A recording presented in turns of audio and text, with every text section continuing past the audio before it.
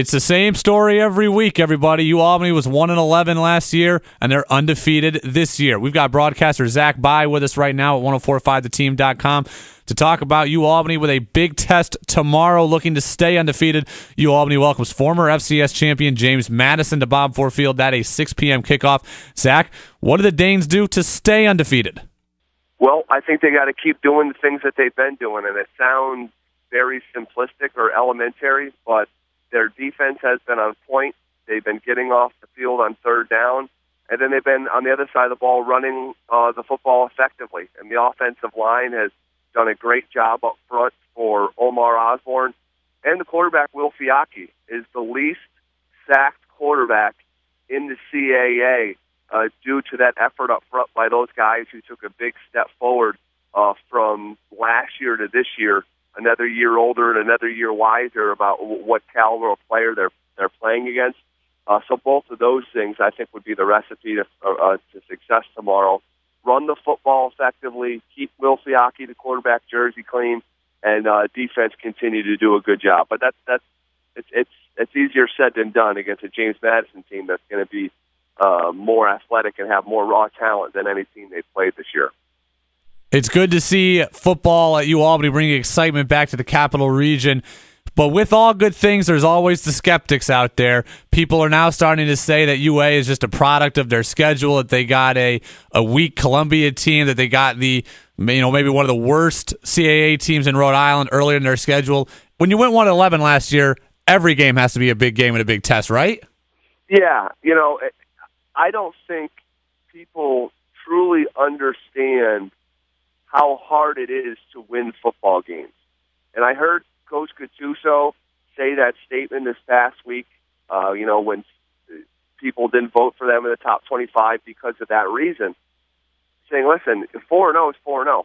And I understand that argument, and there is some credence to that argument, saying that they've had a relatively weak schedule because it hasn't been a all-world schedule.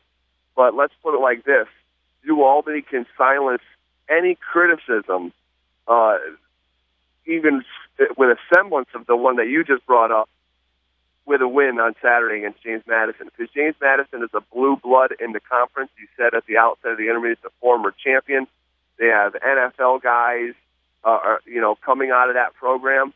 So if you can get a win against James Madison, you're pretty much going to validate not only yourselves in that particular game, but the 5 games in their entirety that they have played.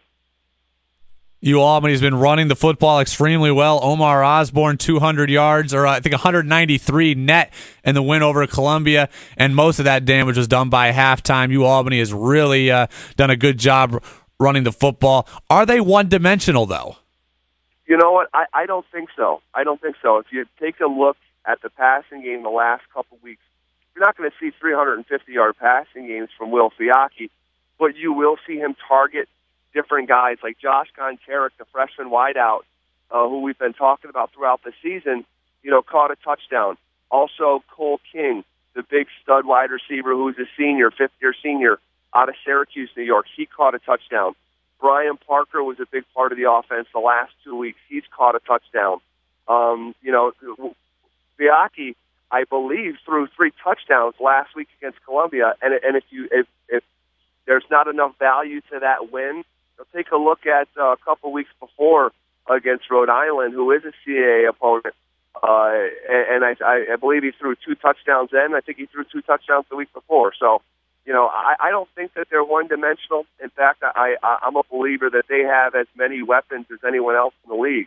Omar Osborne at the tailback spot, and then Gontarek and Cole King as receivers, and Brian Parker at the tight end spot.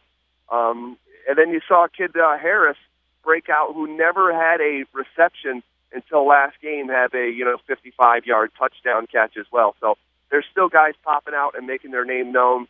So I think it's something that defenses have to worry about and balance themselves out, not just load 8 guys in the box and try to slow down Osborne. Zach, last question. We'll get you out of here on this. UAlbany coming up, a big matchup tomorrow with James Madison. That game at home, Bob Ford Field, 6 p.m. What's Greg Gattuso's message to the team here? I'm sure UAlbany's going to be jacked up. They are getting a real big test to conference play, restarting after last week, non-conference showdown with Columbia in front of the home crowd, night game. How does UAlbany control their emotions, and what does Greg Gattuso have to say about that? Well, I think that they've learned a little bit through the first couple weeks of their home games, and you're not going to have the shock value of stepping on your home field for the first time. But it will be the most electric environment that they've been a part of this year. I'm expecting a sellout crowd. I'm expecting the students at the University at Albany to come out in a huge way and support the team. What is Gattuso going to say? I think he's going to say what he's been saying, this sort of mantra of stick to the script.